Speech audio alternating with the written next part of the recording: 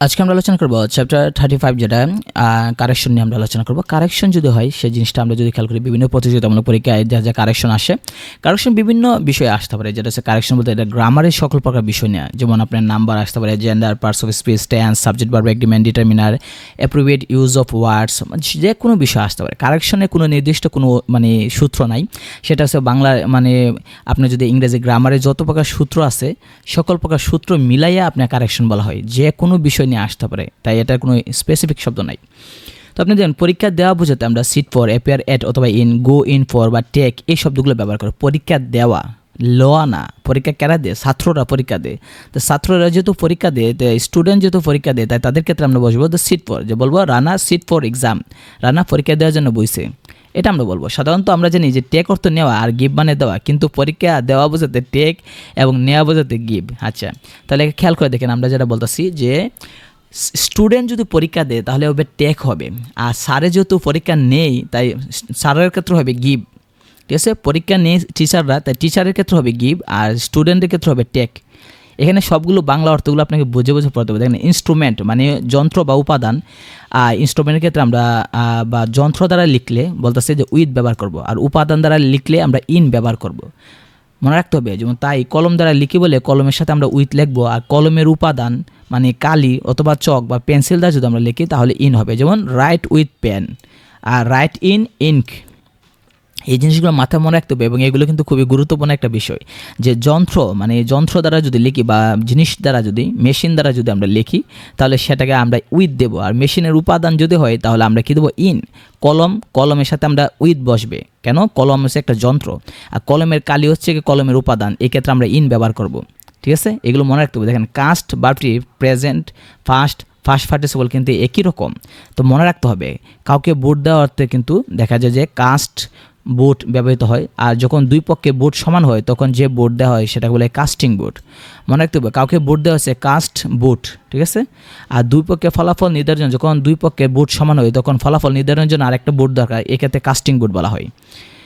সুনির্দিষ্ট সময় ক্ষেত্রে অ্যাট আর বারের নামের পূর্বে অন বসে। মনে রাখতে হবে যে নির্দিষ্ট সময় যদি বলে যে 8টা 9টা 10টা অ্যাট 9, আর বার মানে সোমবার, মঙ্গলবার, ফ্রাইডে, সানডে, মানডে, এগুলোর ক্ষেত্রে আমরা অন ব্যবহার করব। তো অনেক সূত্র অভাব না, আপনি দেখেন এগুলো কোনো রাইট ফর্ম বা গ্রামারের সূত্র না, এগুলো আলাদা সূত্র। আপনি সকল বিষয় মিলায়, এখানে কোনো নির্দিষ্ট কোনো একটা টপিক নাই। তো এখানে দেখেন উৎপাদন প্রক্রিয়ার পর সৃষ্ট বস্তুতে উপাদান অপরিবর্তিত থাকলে যদি চোখে দেখা যায়, সহজ কথা, যদি চোখে দেখে উপাদান শনাক্ত করা যায় তাহলে মেয়েদের সাথে আমরা অফ ব্যবহার করবো, আর যদি চোখে দেখে শনাক্ত করতে না পারি তাই মেয়েদের সাথে, যদি চোখে দেখে উপাদান শনাক্ত করা না যায় তাহলে ফ্রম ব্যবহার করব। মানে হচ্ছে আপনি খেয়াল করে দেখেন, আমরা যদি সহজ কথা বলি, যেমন দেখেন paper is made from would, কাগজ যে কাঠ থেকে তৈরি, গাছের কাঠ থেকে যে কাগজ তৈরি সেটা কিন্তু কাগজটা দেখলে বোঝা যায় না, তাই যেহেতু চোখে দেখতে পাইতেছি না তাই আমরা বলবো যে মেয়েদের সাথে ফ্রম ব্যবহার করছে। আর চেয়ার বা টেবিল গাছের কাঠ দিয়ে তৈরি সেটা আমরা দেখি, কারণ চেয়ারে যে বসি তক্তা সেটা কিন্তু কাঠের, চোখে দেখা যায়, এক্ষেত্রে আমরা অফ ব্যবহার করব। কেউ কোনো ভুলের মধ্যে আছে বোঝাতে আমরা সাবজেক্ট, বি ভার্ব, তারপর মিসটেকেন, তারপর ইন, তারপর জিরান, তারপর বাকি অংশ আমরা ব্যবহার করবো। এই নিয়মটা মনে রাখতে হবে। কাউকে যদি ভুলের মধ্যে আছে চাইতেছি তাহলে আমরা এই সূত্রটা ফলো করব। একেবারে ইন্টারোগেটিভ সেন্টেন্সের ক্ষেত্রে ডব্লিউএস শব্দ দিয়ে শুরু হয়, তাহলে ডব্লিউএস কোয়েশ্চন এরপর সাধারণত টেন্স অনুসারে আমরা বি ভার্ব আমরা বসাইবো, তারপর সাবজেক্ট দেবো, তারপর মূল ভার্ব দেবো, তারপর বাকি অংশ। একটা যদি প্রশ্নবোধক বাক্য করতে চাই আমাদের নিয়ম হচ্ছে কি, প্রথমে দেখেন প্রথমে আমরা একটা ডব্লিউএস শব্দ দেবো, তারপর টেন্স অনুসারে একটা বি দেবো বি ভার্ব দেবো, তারপর আপনার সাবজেক্ট দিব, তারপর আপনাকে মূল ভার্ব দিতে হবে, তারপর বাকি অংশ দিতে হবে। বোঝা গেছে? এটা হচ্ছে নিয়ম। আর যদি বি ভার্ব দিয়ে প্রশ্ন করেন তাহলে প্রথমে অক্সিলারি ভার্বটা, তারপর আপনার সাবজেক্ট, তারপরে টেন্স অনুসারে মূল ভার্ব, তারপর বাকি অংশ। যেমন এই যে দেখেন এটা। তো একইভাবে ইংরেজি গ্রামারে কিছু ভার্ব আছে, যেমন দেখেন allow, advice, command, compel, enable, encourage, forbid, এই যে ভার্বগুলো আছে ইত্যাদি বাক্যে ব্যবহৃত হলে বাক্যের গঠনটা হবে এরকম, প্রথমে সাবজেক্ট, তারপর ভার্ব, তারপর অবজেক্ট, তারপরে ইনফিনিটিভ টু ব্যবহার করবো, অর্থাৎ 2+ ভার্ব, ইনফিনিটিভ 2+ ভার্ব, ভার্বের বেস ফর্ম 2+ ভার্ব ব্যবহার করতে হবে। কি বলতেছে, এই যে শব্দগুলো আছে যে allow, advice, command, compel, permit, instruct, induce, force, introduce নাই এখানে, ইনটেন্ড, ইনভাইট, অবলিগ, এই শব্দগুলো যদি থাকে তাহলে আমাদের বলতেছে কি, যে তাহলে আমাদেরকে শেষে আমরা ইনফিনিটিভ টু দিয়ে আমরা ভার্ব দেব। এছাড়া বাক্যে যদি লেট বা মেক অথবা হ্যাভ থাকে তাহলে স্ট্রাকচারটা হবে এভাবে, প্রথমে সাবজেক্ট, তারপর আমরা ভার্ব দিব, সেটা লেট মেক হ্যাভ যেটাই হোক, তারপর আমরা অবজেক্ট দিব, তারপর বেয়ার ইনফিনিটিভ দেব। ঠিক আছে, আমরা উদাহরণ যদি খেয়াল করে দেখেন I intend going to Rajshahi, তাহলে খেয়াল করে দেখেন এই যে এটা দেওয়া আছে যে I intend going to Rajshahi, প্রথমে আমরা সাবজেক্ট দিলাম, তারপর ইন্টেন্ড, এই যে দেখেন এখানে ইন্টেন্ড আছে, ইন্টেন্ড এই যে ইন্টেন্ড দিলাম, তারপর আমরা কি দিলাম, মূল ভার্ব দিলাম, মানে ভার্বের সাথে আইএনজি, তারপর আমরা বললাম কি ওই যে ইনফিনিটিভ টু দেওয়া দিব কি পরে ভার্বের বেস ফর্ম, এটা বলতেছে I intend going to Rajshahi. ঠিক আছে, যে ইনফিনিটিভ টু প্লাস ভার্বের বেস ফর্ম হবে, ওইটা দেওয়া আছে। আমরা যদি খেয়াল করে দেখি এখানে যা আরও দেওয়া আছে, যে এই যে এখানে দেওয়া আছে এটা। তো আমরা যদি আর নিচে দেখে যাই, বাক্যে যখন পজিটিভ ভার্ব হিসেবে গেট অথবা হ্যাভ ব্যবহৃত হয়, বাক্যে যদি পজিটিভ ভার্ব, পজিটিভ মানে কি নিজে কাজটা নিজে না করে অন্য একজনকে দিয়ে যদি করানো হয় সেটা পজিটিভ ভার্ব, তাহলে গেট এবং হ্যাভ তখন দুটি নিয়ম প্রযোজ্য। এদের পরে যদি কমপ্লিমেন্ট হিসেবে কোনো পার্সন থেকে বোঝায় তখন গেটের ক্ষেত্রে একটা নিয়ম, ভার্ব ইন ইনফিনিটিভ হয়, আর হ্যাভের ক্ষেত্রে বিয়ার ইনফিনিটিভ হয়। আর যদি এদের মধ্যে কমপ্লিমেন্ট হিসেবে কোনো বস্তু বা অন্য কোনো বিষয় মানে থাকে তাহলে ভার্বের ফার্স্ট পার্টিসিপল, মানে কি সেটা আমরা বলতেছি। পজিটিভ ভার্ব হিসেবে যদি গেট এবং হ্যাভ ব্যবহার করা হয়, পজিটিভ ভার্ব কি সেটা ভার্ব দিয়ে আমরা আলোচনা করছি, সেখানে দেখতে পারেন যে নিজে কাজ নিজে না করে অন্য একজন যদি করে কি পজিটিভ ভার্ব। তো আমরা যদি খেয়াল করে দেখি পজিটিভ ভার্বের ক্ষেত্রে বলছি যে দুইটা নিয়ম, বলতেছে যে কোনো পার্সনকে যদি বোঝায় তাহলে গেটের ক্ষেত্রে আমরা ভার্বের ইনফিনিটিভ হয়, অর্থাৎ যদি পার্সনকে নির্দেশ করে তাহলে গেটের পরে ভার্বের ইনফিনিটিভ, আর হ্যাভের ক্ষেত্রে হবে বিয়ার ইনফিনিটিভ। আর যদি এদের পর কমপ্লিমেন্ট হিসেবে কোনো বস্তু বা জিনিস থাকে তাহলে ভার্বের ফার্স্ট পার্টিসিপল হবে। দেখেন আই গট দ্য, এখানে উত্তরটা কোনটা, এটা I got the work done by him, তাহলে দেখেন প্রথমে আই আছে, তারপর গেট আছে মানে গট, তারপর আমরা দ্য ওয়ার্ক দিলাম, done by infinitive by him দিলাম, তাহলে দেখেন এখানে বেয়ার ইনফিনিটিভ বলছে যে গেটের ক্ষেত্রে ভার্ব এর ইনফিনিটিভ হবে, আর বলতেছে যে হ্যাভের ক্ষেত্রে হবে বেয়ার ইনফিনিটিভ। কিন্তু এখানে খেয়াল করে দেখেন যে যদি বস্তু হয় তাহলে ভার্বের ফার্স্ট কী হবে, পার্টিসিপল হবে। দেখেন হি গট দ্য ওয়ার্ক ডান, তাহলে দেখেন যে ওয়ার্কের পরে কাজ যেহেতু বস্তু তাই ডান দেওয়া হয়েছে, মানে কি মূল ভার্বের ফার্স্ট পার্টিসিপল দেওয়া আছে। সাধারণত রিলেটিভ প্রোনাউন এবং তার পরবর্তী ভার্বটি ওয়ার্ড অনুসারে হয়। রিলেটিভ প্রোনাউন এবং তার পরবর্তী ভার্ব পূর্ববর্তী ওয়ার্ড অনুসারে হবে। যেমন আপনি খেয়াল করে দেখেন এই যে দেখছে the man who stole my bag was tall, তাহলে এখানে খেয়াল করে দেখেন এই যে ডব্লিউ এর শব্দ দিয়ে দেওয়া আছে হু এর আগে যে শব্দটা দেওয়া আছে দ্য ম্যান, এটার উপর ভিত্তি করে আমরা এখানে ভার্ব আমরা ওয়াজ দিছি। বলতেছে যে রিলেটিভ প্রোনাউন যদি থাকে, রিলেটিভ প্রোনাউন মানে রিলেটিভ প্রোনাউন কোনগুলো, ডব্লিউ এর শব্দ, এই ডব্লিউ এর শব্দর এর মানে এটা হবে তার মানে ডব্লিউ এর শব্দ যেটা আছে এর আগের যে শব্দটা থাকবে সেটা হচ্ছে কি আপনার ফলো করে আমরা এখানে ভার্ব দেব। এটা বলছে যে রিলেটিভ প্রোনাউনের পর যদি ভার্ব থাকে তাহলে পূর্ববর্তী ওয়ার্ড মানে ওই যে রিলেটিভ প্রোনাউনের আগে যে শব্দটা থাকবে পূর্ববর্তী ওয়ার্ড এটা দেখে আমরা দেব। লেটের পর কোনো প্রোনাউন আসলে তার সর্বদা অবজেক্টিভ ফর্ম হবে। লেটের পর যদি কোনো প্রোনাউন আসে, লেটের পরে কোনো যদি আমরা কিছু মানে প্রোনাউন বসে তাহলে অবজেক্ট দিব, সাবজেক্ট দিব না। যেমন দেখেন let you and him be witness, এখানে ইউ বলতে কিন্তু সাবজেক্ট না, ইউ কিন্তু অবজেক্ট, কারণ আমরা জানি ইউ সাবজেক্ট, ইউ আবার অবজেক্টও হয়। পরে দেখেন একটা দেওয়া আছে হিম দেওয়া আছে, দেখেন দুইটা অবজেক্ট দেওয়া আছে। সোজা কথা লেটের পরে আমরা অবজেক্ট দেব মানে যদি প্রোনাউন আসে। একই সেন্টেন্স এর বিভিন্ন ওয়ার্ডের সাথে অ্যাপ্রোপ্রিয়েট প্রিপোজিশন ব্যবহৃত হয়। একই সেন্টেন্সে বিভিন্ন ওয়ার্ডের সাথে অ্যাপ্রোপ্রিয়েট প্রিপোজিশন হতে পারে, একটি মাত্র প্রিপোজিশন সকল ওয়ার্ডের ক্ষেত্রে প্রযোজ্য নাও হতে পারে। যেমন খেয়াল করেন she had faith in and hopes for the future, ফেথের সাথে ইন লাগছে কারণ এটা অ্যাপ্রোপ্রিয়েট প্রিপোজিশন, ফেথ ইন বিশ্বস্ত, আর হোপের সাথে ফর লাগছে হুপ ফর প্রত্যাশা করা, তাই দুইটা ভিন্ন প্রিপোজিশন লাগতেই পারে। কোনো একটা সেন্টেন্সে যদি সাবঅর্ডিনেট ক্লজ কোনটা সেটা আমরা ক্লজ অধ্যায়ে আমরা আলোচনা করছি। সাবঅর্ডিনেট ক্লজ হচ্ছে কি আপনার যে ক্লজটা নির্ভরশীল আরেকটার উপরে। তো বলতেছে যে সাবঅর্ডিনেট ক্লজে যদি ইন্টারোগেটিভ ক্লজ অ্যাড করতে চাই তাহলে আমরা এমবেডেড কোয়েশ্চন দিতে হবে। এমবেডেড কি আমরা এমবেডেড অধ্যায়ে আলোচনা করেছি। দেখেন দেওয়া আছে I don't know who E is, embedded এক কথা যদি উত্তর দিতে আছে, এমবেডেড মানে হচ্ছে কি ডব্লিউ এর শব্দের পরে সাবজেক্ট দেবো, কোনো বি ভার্ব দেবো না। এমবেডেড মানে কি ডব্লিউ এর শব্দের পরে আমরা সাবজেক্ট দেবো, কোনো বি ভার্ব দেবো না। দেখেন ডব্লিউ এর শব্দের পরে হি দেওয়া আছে। এই ভিডিওটার এক দুই ভিডিও উপরে দেখবেন, এক ভিডিও বা দুই ভিডিও উপরে দেখবেন যে এমবেডেড নিয়ে আমরা আলোচনা করেছি। কিছু ল্যাটিন কম্পারেটিভ ওয়ার্ডস যেমন জুনিয়র, সিনিয়র, ইনফেরিয়র, আলটেরিয়র, এক্সটেরিয়র, এগুলো পরে টু ব্যবহার করবো আমরা, দেন ব্যবহার করবো না। এগুলো পরে মোর হয় না, দেনও হয় না, শুধু টু ব্যবহার করবো, সিনিয়র টু। ঠিক আছে, একইভাবে দেখেন ফাঁসি দেওয়া হতে হ্যাং, আর হ্যাংয়ের ফার্স্ট হবে হ্যাংড, ফার্স্ট পার্টিসিপল হবে হ্যাংড মানে ইডি হবে। ফাঁসি দেওয়ার ক্ষেত্রে হ্যাং যদি হয় তাহলে এর ফার্স্ট বা ফার্স্ট পার্টিসিপল হবে ইডি। আর ঝুলানো যদি বোঝায় যেমন কাপড়টা ঝুলে আছে তাহলে আমরা হাং দেবো, এর ফার্স্ট হবে হাং, এর মানে ফার্স্ট পার্টিসিপল হাং। আর ডুবে যাওয়া অর্থে ব্যক্তির ক্ষেত্রে ড্রোন দেব, আর কোনো বস্তু যদি ডুবে যায় তাহলে সিঙ্ক দেব। ঠিক আছে, কোনো ডুবে যাওয়া, ব্যক্তি ডুবলে ড্রোন, আর যদি বস্তু ডুবে তাহলে সিঙ্ক। আর কোনো কিছু ঝুলে রয়েছে তাহলে আমরা, ঝুলো মানে কি, কাপড় ঝুলে রয়েছে, ফ্যানটা ঝুলে আছে, এরকম হলে আমরা হাং দেব। আর ফাঁসিতে ঝুলে হলে হ্যাংড, ইডি হবে। তো এগুলো পরীক্ষা আসে, আপনি এখানে উদাহরণগুলো দেখলে বুঝবেন। অ্যান্ড দ্বারা দুই বা ততোধিক নাউন প্রণয় একত্রে প্লুরাল সাবজেক্ট ধরা হয় তাহলে ভার্ব প্লুরাল হবে। হ্যাঁ, অ্যান্ড দ্বারা যদি আমরা 2-3টা সাবজেক্ট দিই, যেমন দেখেন আই, ইউ অ্যান্ড হি, এখানে দেখেন 3টা সাবজেক্ট দিচ্ছে, আই, ইউ অ্যান্ড হি, 3টা সাবজেক্ট যেহেতু, তাহলে ভার্ব কী হবে, ভার্ব আর হবে, কারণ 3টা সাবজেক্ট যেহেতু, সাবজেক্ট প্লুরাল, ভার্ব প্লুরাল হবে।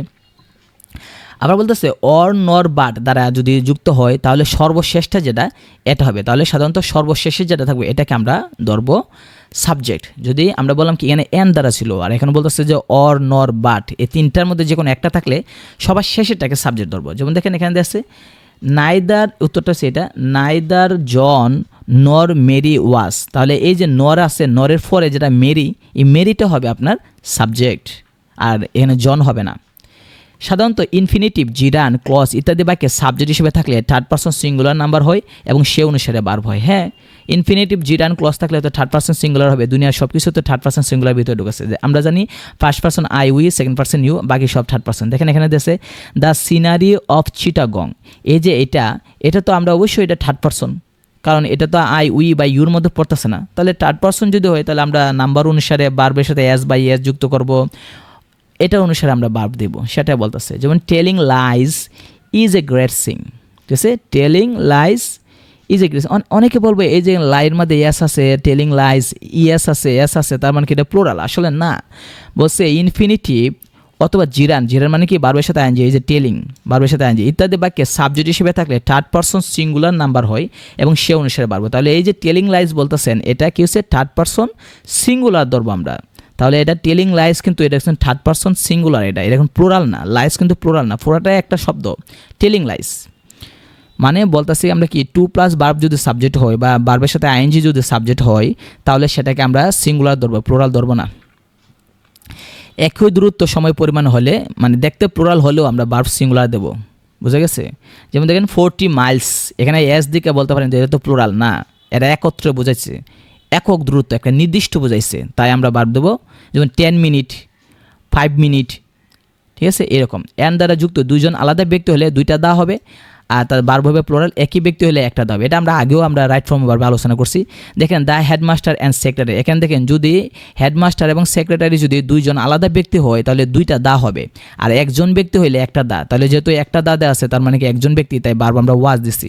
আর দুইজন যদি ব্যক্তি হয় আলাদা আলাদা তাহলে দুইটা দা থাকবে। এটা আমরা আলোচনা আগেও করেছি যে যদি সাবজেক্ট যদি দুইটা থাকে, মানে সাবজেক্টের জায়গায় যদি দেখা যায় যে দুইজন ব্যক্তির নাম থাকে বা বস্তু থাকে, দেখবেন যে দা কয়টা আছে, দা যদি দুইটা হয় তাহলে দুইজন ব্যক্তি বা বস্তু, দা একটা হলে একটা ব্যক্তি। এখানে দেখেন দা হেডমাস্টার অ্যান্ড সেক্রেটারি, এখানে কয়টা দা আছে? একটা, তার মানে দুইজন একই ব্যক্তি।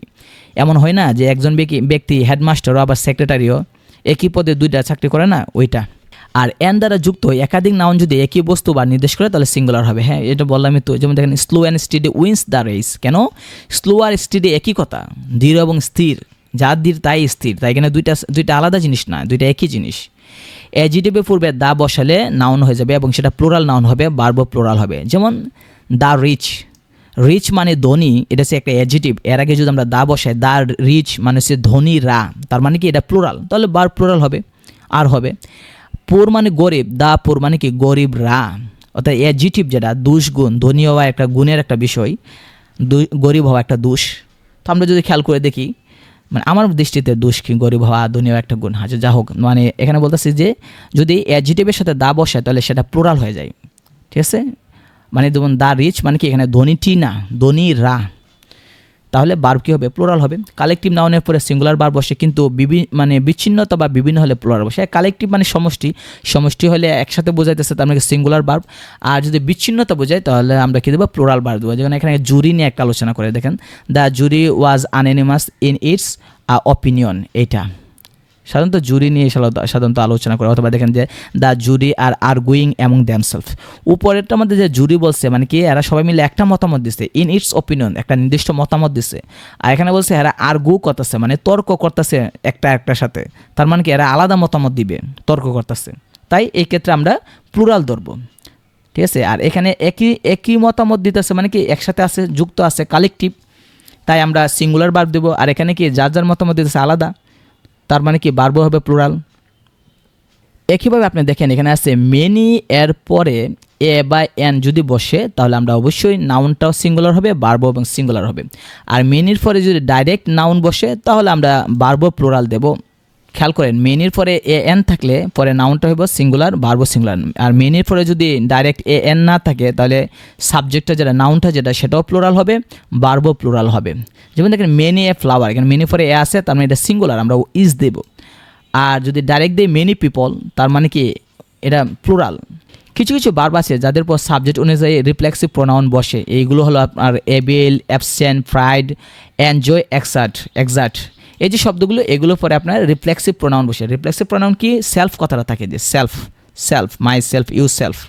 কিছু ভার্ব আছে যেমন stop, finish, prepare, avoid, like ইত্যাদি ট্রানজিটিভ ভার্বের পরে ইনফিনিটিভ না হয়ে জিরান হয়। মানে এই যে stop, finish, prepare, avoid, like, এগুলোর পরে যদি আরেকটা ভার্ব থাকে তাহলে আমরা সেই ক্ষেত্রে 2+ ভার্ব দেবো না, আইএনজি দেবো, জিরান দেবো। যেমন দেখেন দ্য কিড লাইকস ওয়াচিং, তাহলে অনেকে বুঝতে বলতে পারে এখানে তো লাইক আছে আর ওয়াচ আছে, ওয়াচিং না দিয়ে টু ওয়াচ দেই, the kid likes to watch হবে না।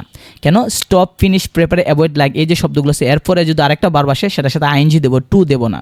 সাধারণত agree, appear, arrange, claim, consent এই যে শব্দগুলো দেওয়া আছে এই শব্দগুলোর পর 2+ ভার্ব বসে, মানে এগুলোর পরে ইনফিনিটিভ বসে, 2+ ভার্ব। ঠিক আছে। যেমন দেখেন চিলড্রেন শুড লার্ন, তারপর টু টেক কেয়ার, 2+ ভার্ব বসবে। ঠিক আছে। লার্ন আছে, এখানে দেখেন লার্ন শব্দটা আছে।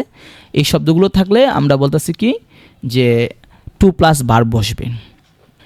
সাধারণত পেয়ার, ডজন, স্কোর, 100, 1000, মিলিয়ন ইত্যাদি পূর্বে নির্দিষ্ট সংখ্যাবাচক শব্দ বসে, এদের সাথে এস বা ইএস যোগ করে প্লুরাল করা হয় না। ঠিক আছে। যেমন 500 টাকা, এখানে 500s বলতে হবে না, 5 দ্বারা এই তো বুঝাইতেছে এটা প্লুরাল।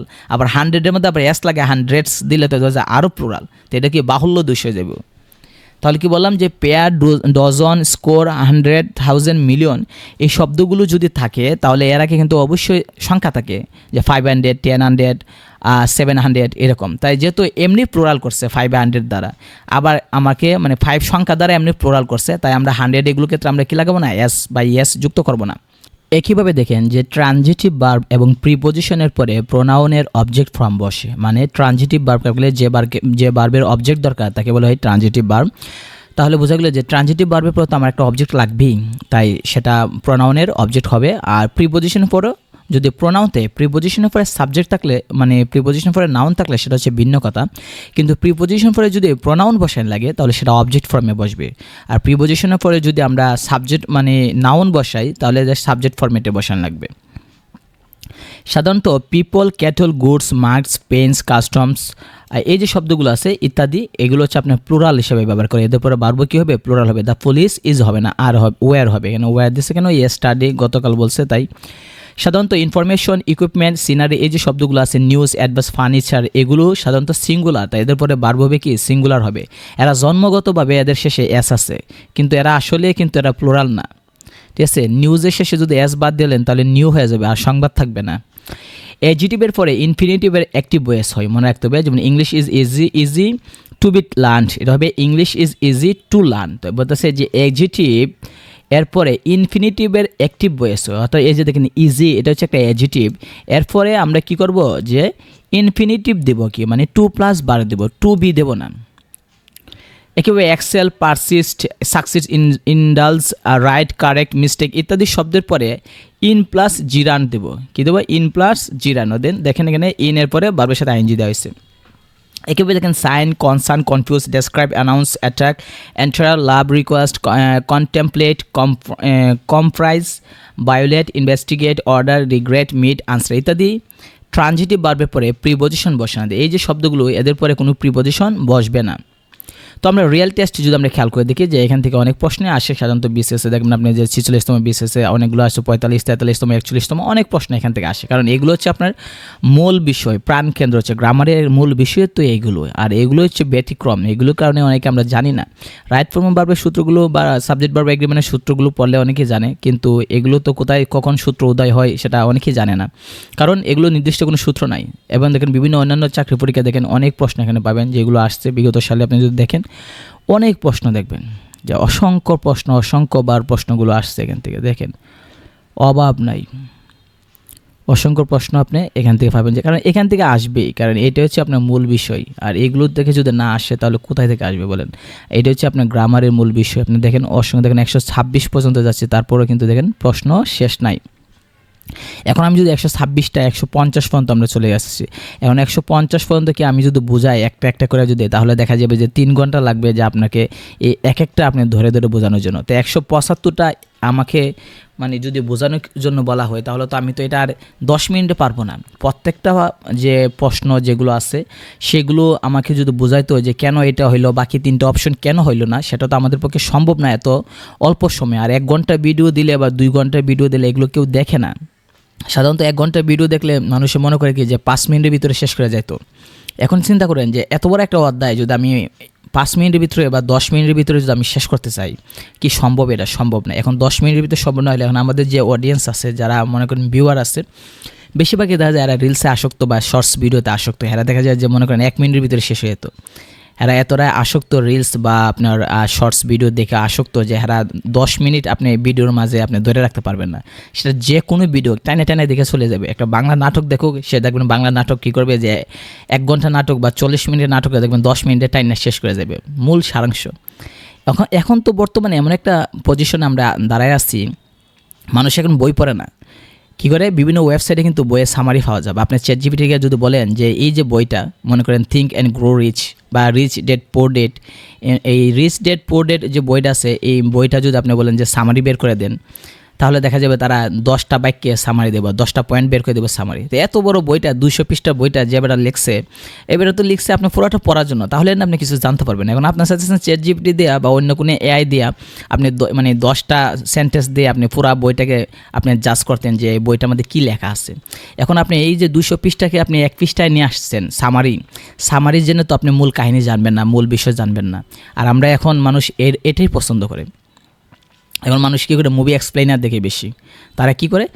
মুভি দেখবে না, বলবে যে 2 ঘন্টা মুভি দেখা আমার পক্ষে সম্ভব না, বা 2 ঘন্টা মুভি এর পক্ষে সম্ভব, কিন্তু হ্যাঁ কিন্তু বইসা দেখবে না, কারণ হ্যাঁ মোবাইলে একটা পর একটা দেখার জন্য ইচ্ছাই থাকবে। এখন 2 ঘন্টা মুভিটা দেখা সম্ভব না এর পক্ষে, কারণ হ্যাঁ তো এক জায়গায় 2 ঘন্টা বসার মানে লুক না। তো সে কী করবে? মুভি এক্সপ্লেইনার দেখবে, বাংলা বা হিন্দি ডাবিং দেওয়া আছে, মুভি এক্সপ্লেইন 2 ঘন্টা মুভিটা দেখবেন আপনি 15 মিনিটে 20 মিনিটে সম্পূর্ণটা বুঝাই দাঁড়াইবে। এখন এই যে সম্পূর্ণ মুভিটা যদি আপনি দেখেন 2 ঘন্টা, তাহলে এটার মধ্যে যে অ্যাকশন আছে, ফিলিংস আছে, ওইটাকে আপনি ফিল করতে পারবেন? অবশ্যই না। কারণ প্রত্যেকটা কথা যে মানে অ্যাক্টরের কথা, অ্যাক্ট্রেসের কথা, বিলেনের কথাগুলো আপনি যদি মনে করেন শুনেন কানে, তাহলে যে একটা সেই মুহূর্তে যে পরিস্থিতিটা, যে ফিলিংস যেটা আসবে সেই মুহূর্তে যে পরিস্থিতি, সেক্ষেত্রে দেখা যাবে যে ওই ফিলিংসটা থাকবে না। আপনি মুভি এক্সপ্লেনে করাতে তার আবেগ অনুভূতি আপনি বুঝবেন না, বা এই যে পরিবেশের সিচুয়েশনটা কীরকম আছে সেটা আপনি খেয়াল করতে পারবেন না। তো এক্সপ্লেনার দিয়ে আপনি মুভিটাকে জাজ করতে যান না। এক্সপ্লেনার হচ্ছে গিয়ে কি সামারি। তো আমাদের কাজ কী হচ্ছে? আমাদের কাজ হচ্ছে পুরো মুভিটা দেখা। 2 ঘন্টা মুভিটা যদি আপনি দেখেন, তাহলে অন্তত বুঝতে পারবেন যে কাহিনীটা কী। আর 10 মিনিটে এক্সপ্লেনার দেখলে আপনি পুরো কাহিনীটা বুঝতে পারবেন না। ঠিক আছে? এটা পদ্মা নদীর মাঝি না যে আপনি মনে করেন যে লাল সালু না যে আপনি 10 মিনিটে আপনি সামারি গাইড বইতে দিকে শিখে ফেলবেন। তো আপনাকে এখানে সময় নিতে হবে। সময় নেওয়ার জন্য একইভাবে দেখেন আপনি 175টা আমার পক্ষে সম্ভব না যে আপনাকে 2 ঘন্টা লাগিয়ে বুঝাইলে কী লাভ হবে? কারণ দেখা যাবে আপনি 10 মিনিট 2 ঘন্টার ভিডিওটা আপনি 10 মিনিটে দেখতে পারবেন না, 5-7 মিনিট দেখে আপনি এটা সাইডে অন্য ভিডিও চলে যাবেন। কারণ আপনার ভালো লাগবে না, আপনার মন তখন চাইবে যে যতই ভালো মনে করেন আমি না ওয়ার্ল্ডের বেস্ট টিচার আইনা বসে 2 ঘন্টা ভিডিও বানাই দিয়ে, তো আপনি দেখবেন না কেন? আপনার মন চাইবে না, আপনার মন চাইবে যে এখান থেকে অন্য একটা ভিডিওতে যাই, কারণ এটা আর ভালো লাগতেছে না। স্বাভাবিক। এখন আপনি যদি 2 ঘন্টা ভিডিও দেখবেন না, বিদায় তো আমি 2 ঘন্টা কেন কষ্ট করব? তাই আমরা অনলাইনে কোর্স চালু করছি। আপনার ইচ্ছা হলে অনলাইনে আমাদের কোর্সে ভর্তি হতে পারেন। আমরা ইংলিশ, গ্রামার, বাংলা ব্যাকরণ, গণিতের জন্য যে কোনো বই হোক, সেটা যে কোনো কোম্পানির বই হোক, আমরা সেটা দিয়ে আমরা অনলাইনে কোর্স চালু করেছি। আপনার ছেলে সেই কোর্সগুলোতে ভর্তি হতে পারেন। এতে লাভ হবে কি আপনার, যে এই যে 175টা যে প্রশ্ন আছে, এগুলো আমরা বাসা কাজ দেবো আপনাকে দেখা মানে পড়ে আসার জন্য। পরের দিন আপনি এগুলোর মধ্যে যেগুলো আপনি বুঝেন না সেগুলো আমাদেরকে বলবেন, আমরা ধরে ধরে অনলাইনে সুন্দর করে বুঝিয়ে দেবো। সময় লাগবে 1 ঘন্টা জায়গায় 2 ঘন্টা, কিন্তু এখানে যদি আমি 2 ঘন্টা সময় দিই, আপনি তো 5 মিনিটে থাকবেন না। তাহলে ভিডিওতে এমনি 40টা ভিউ আসার পরে ডাউন হয়ে যাবে। তাহলে 2 ঘন্টা পরিশ্রম করে কী লাভ হইলো? 40টা 50টা ভিউ আসার পরে থামিয়ে যাব। তো যারা আসলেই শিখতে চায় ধৈর্য ধরে, তাদের জন্য অনলাইনে কোর্স। আর যারা ফ্রিতে শিখতে চায় তাদের জন্য ফ্রিতে কোর্স, ফ্রিতে ভিডিও আছে, আপনি ইউটিউবে দেখেন, ফেসবুকে দেখেন। আর যদি আপনি আসলেই শিখতে চান, ধৈর্য ধরে 1 ঘন্টা বসতে চান, তাহলে আমাদের অনলাইনে কোর্সে ভর্তি হবেন। আর যদি 1 ঘন্টা বসার মতো সামর্থ্য না থাকে, তাহলে আপনি ফ্রিতে ইউটিউবে ভিডিও দেখে দেখে আপনি শিখতে পারেন। আমরা সকল ধরনের ভিডিও ছাড়বার চেষ্টা করতেছি, কিন্তু সময় পাই না, এটা একটা বিষয়। যাই হোক, দেখেন আপনি গভর্নমেন্ট ব্যাংক এবং প্রাইভেট ব্যাংকে অনেক প্রশ্ন আছে যেগুলো আসছে বিগত সালে, অনেক এখান থেকে আসবে। আপনি যে কোনো চাকরি করেন না কেন বা যে কোনো অ্যাডমিশন টেস্ট দেন না কেন, অবশ্যই দেখেন কতগুলো আসছে ব্যাংকে, অভাব নাই। আপনি দেখেন পৃষ্ঠা উল্টানো অনেক কষ্ট, মাউস আমার নষ্ট হয়ে যাবে উল্টাইতে। দেখেন 74টা আছে। ইউনিভার্সিটি অ্যাডমিশন টেস্টে দেখেন অসংখ্য প্রশ্ন, দেখবেন আপনি দেখেন ইউনিভার্সিটি অ্যাডমিশন আমি যাই দেখেন কতগুলো প্রশ্ন আছে। এতগুলো প্রশ্ন কি আমার পক্ষে সম্ভব আপনাদেরকে বোঝানো? তাহলে তো 5 ঘন্টা লাগবে। এই 5 ঘন্টা তো আমার পক্ষে সম্ভব না। আর করলে সম্ভব হলেও তো আপনারা 5 ঘন্টা বসে থাকবেন না, ঠিক আছে? দেখেন এখানে কয়টা আছে, 135টা দেওয়া আছে। তো এগুলো আপনারা মানে এই যে সূত্রগুলো দেওয়া আছে, নিশ্চয়ই ব্যাখ্যাগুলো দেওয়া আছে, এই ব্যাখ্যার আলোকে আপনি পরে শিখেন। আর যদি না বোঝেন তাহলে আমাদের অনলাইনে কোর্সে আপনারা জয়েন হতে পারেন।